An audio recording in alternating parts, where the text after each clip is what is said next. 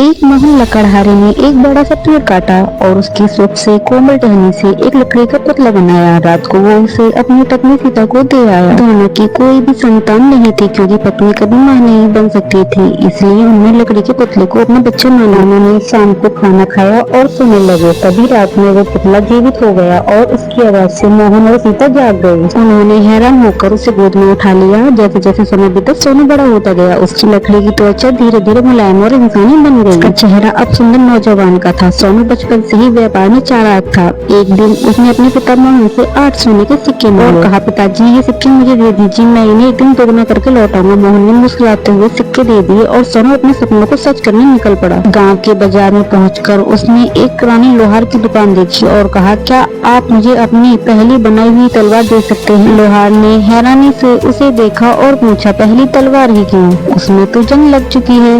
लेकिन सोनू जानता था कि पहली बारी में बनी हुई चीज में कारीगर का दिल और आत्मा होती है। लोहार ने ढेर में रखी सबसे नीचे जंग लगी तलवार निकाली।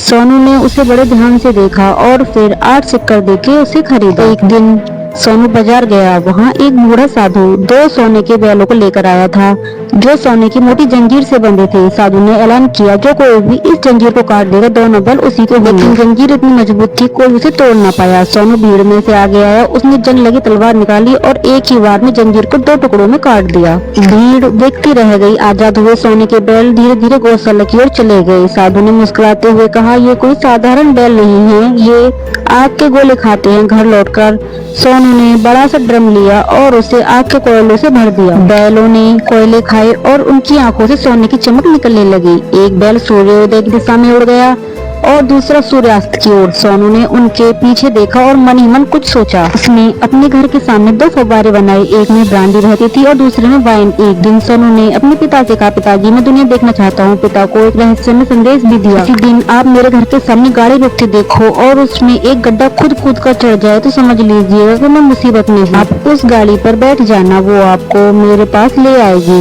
मोहन ने गर्दन हिलाई और सोनू को आशीर्वाद देकर विदा किया। सोनू एक विशाल राजमहल पहुंचा।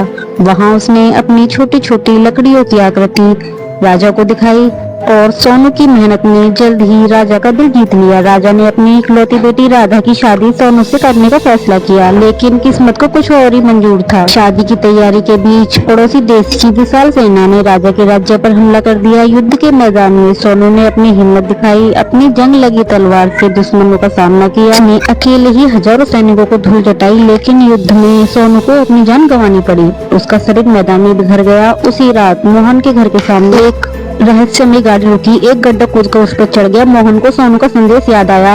वह गाड़ी पर बैठा और गाड़ी उसे उसी जगह ले गई जिस जगह सोनू का शरीर दफनाया गया था। आकाश से 2 सुनहरे बैल प्रकट हुए। एक बैल ने अपने सींगों से जमीन खोदी और सोनू के बिखरे शरीर को निकाला। दूसरे बैल ने अपनी सांसों से सोनू की आत्मा को उसके शरीर में डाला। सोनू फिर से जीवित हो उठा। उसकी आंखें खुली और वह मुस्कुराया। बैल अपना काम कर आकाश में गायब हो गए। बूढ़े राजा ने उसे अपना उत्तराधिकारी घोषित किया और सिंहासन छोड़ दिया। सोनू राजा बना और राजकुमारी राधा से शादी कर ली। दोनों खुशी खुशी रहने लगे।